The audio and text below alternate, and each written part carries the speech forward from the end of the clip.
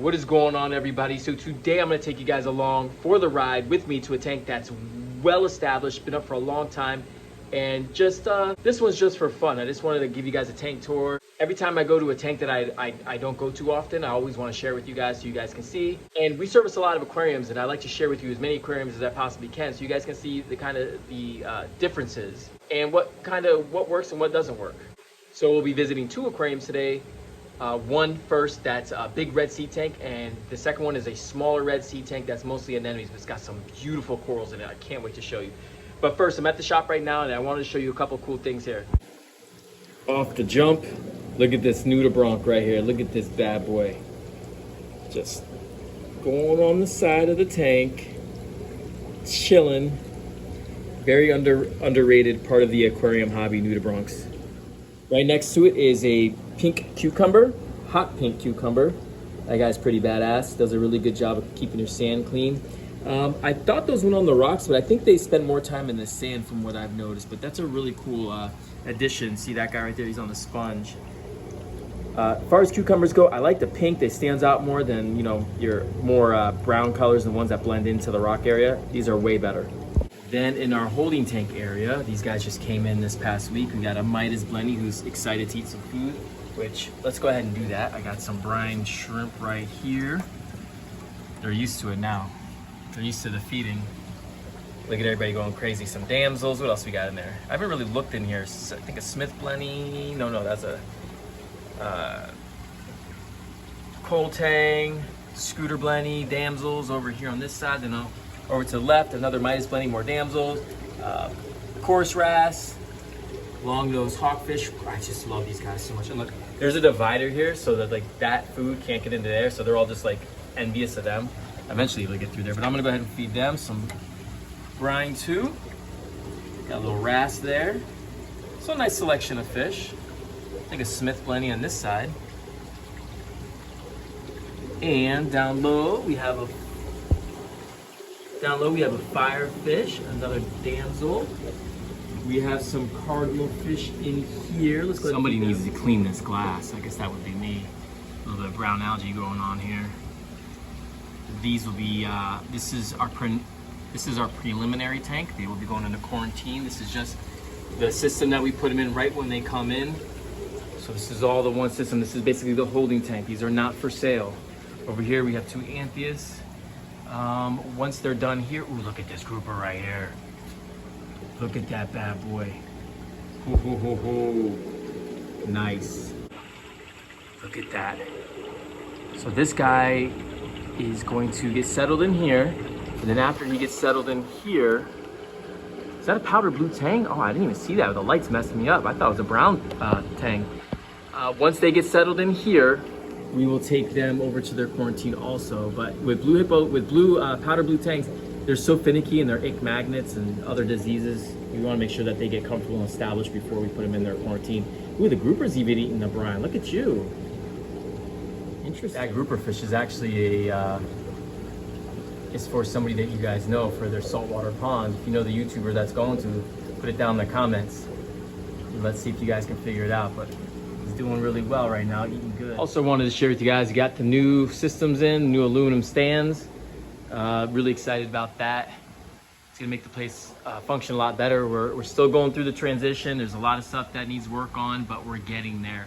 Little by little, we're making improvements, but there's still a ton more to do. All right, so I wasted enough of your guys' time. Let's go ahead right now to the customer's tank and let's go over what we're gonna do at the customer's house and also what is he doing to make his tank so successful? It's really pretty, and let me know what you guys would add to this tank too. So I'm gonna pack up and I'll see you there. All right, so here is the customer's tank, and first thing you guys notice is the leather corals, right? There's nothing too crazy in this tank, but toadstool leather corals are just a beautiful coral that just take up a lot of space and they have a lot of presence to the aquarium. We have pretty much mostly softiness in this tank, but there is some LPS. For whatever reason, he hasn't been able to keep SPS in this tank very well. Now we come out here just for a water change, 50% water change once every 4 months or so. It's not that regular. I haven't been here in probably a year. You can see some SPS growing right there. But I do respect this aquarium just because like it's just very natural. It's got a lot of nice corals growing. You can see the coralline algae growing in the back glass there. That beautiful toadstool leather coral. I'm a big fan of those just because they just they just add a lot to an aquarium. We have some hammer corals right here. Beautiful looking. They seem to be doing really, really well. And the sign of an aquarium that you know is doing really well is when little bits of other corals start to grow in like random spots. So you have leather corals growing all over random spots, pallies that are growing in other spots. I personally think that this customer probably needs to cut back on the soft corals if he wants to keep SPS and more types of encrusting LPS.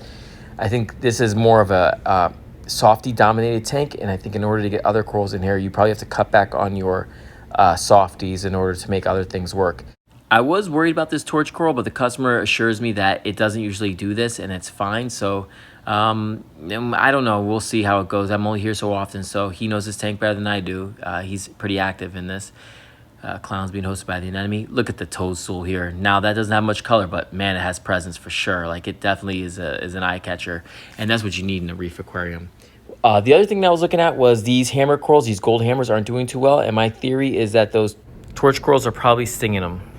So the customer wants to keep, like I said, more LPS and more SPS, but I have a theory. When you have these potent soft corals like the pallies and some of these toadstools and leather corals and stuff like that, things that are known for putting out chemicals in the water to claim real estate, that's probably why he's not able to keep some of the more other sensitive corals in his aquarium. Just a theory I have, just what I've seen taking care of tanks. Let me know what you guys think in the comments. Should he probably cut back on some of his softies to make room for LPS and SPS? It's just a theory I've been noticing.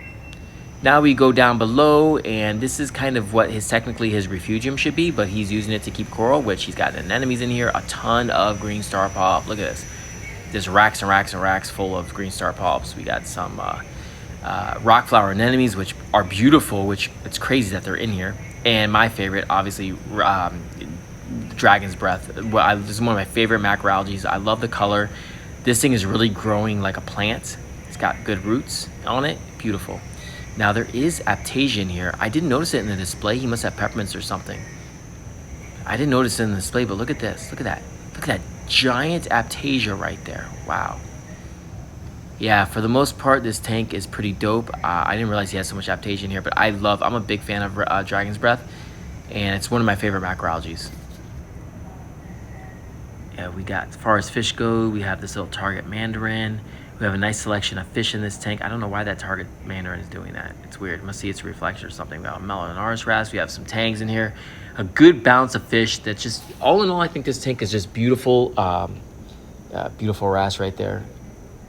I don't know. I think it's a chill tank. I think I know what he wants and what he's looking for.